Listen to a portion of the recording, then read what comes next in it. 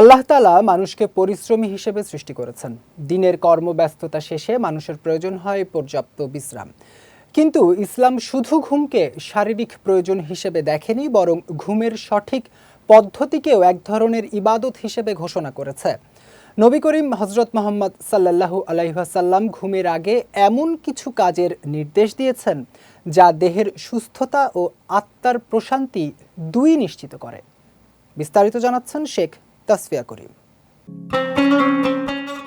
পবিত্র কোরআনে মহান আল্লাহ তাআলা বলেন, আর তিনি তোমাদের জন্য রাতকে করেছেন আবরণ স্বরূপ, বিশ্রামের জন্য তোমাদের দিয়েছেন নিদ্রা এবং ছড়িয়ে পড়ার জন্য করেছেন দিন।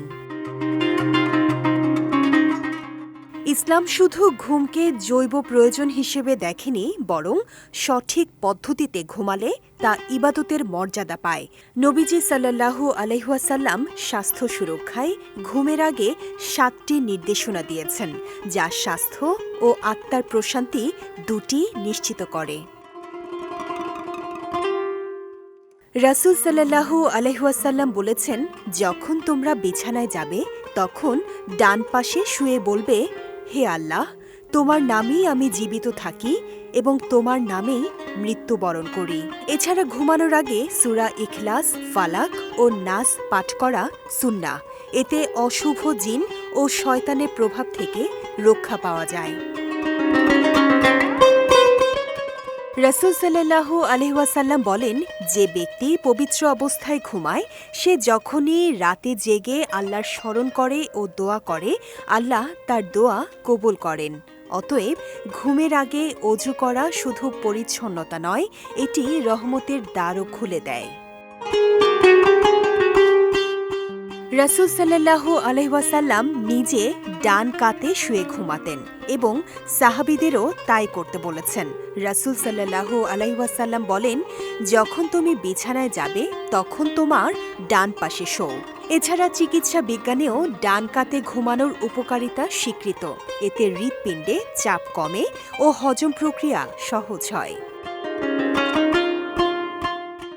নবীজি সাল্লাল্লাহু আলাইহি ওয়াসাল্লাম নির্দেশ দিয়েছেন, যখন কেউ শয্যায় যাবে তখন তার বিছানার চাদর একবার ঝেড়ে নেবে, কারণ সে জানে না সেখানে কি আছে। এই নির্দেশে যেমন নিরাপত্তার শিক্ষা আছে, তেমনি পরিচ্ছন্নতার গুরুত্ব প্রতিফলিত হয়েছে। রাসূল সাল্লাল্লাহু আলাইহি ওয়াসাল্লামের অভ্যাস ছিল কিবলামুখী হয়ে ডান কাতে ঘুমানো। অন্যদিকে তিনি উল্টো পিঠে বা উপর হয়ে শোয়াকে অপছন্দ করতেন। এছাড়া উপর হয়ে ঘুমানো প্রশান্তিদায়ক ঘুমে ব্যাঘাত ঘটায়। নবীজি সাল্লাল্লাহু আলাইহি ওয়াসাল্লামের শিক্ষা ছিল ঘুমের আগে দিনের আমল পর্যালোচনা করা। তিনি বলতেন, যে নিজের নফসের হিসাব করে সে সফল।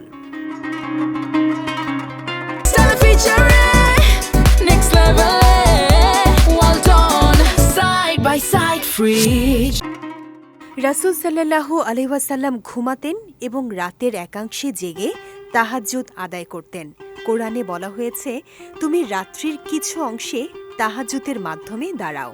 এই অভ্যাস নিদ্রাকে ভারসাম্যপূর্ণ রাখে এবং আত্মাকে পবিত্র করে। শেখ তাসফিয়া করিম, বিজয় টিভি, নিউজ ডেস্ক।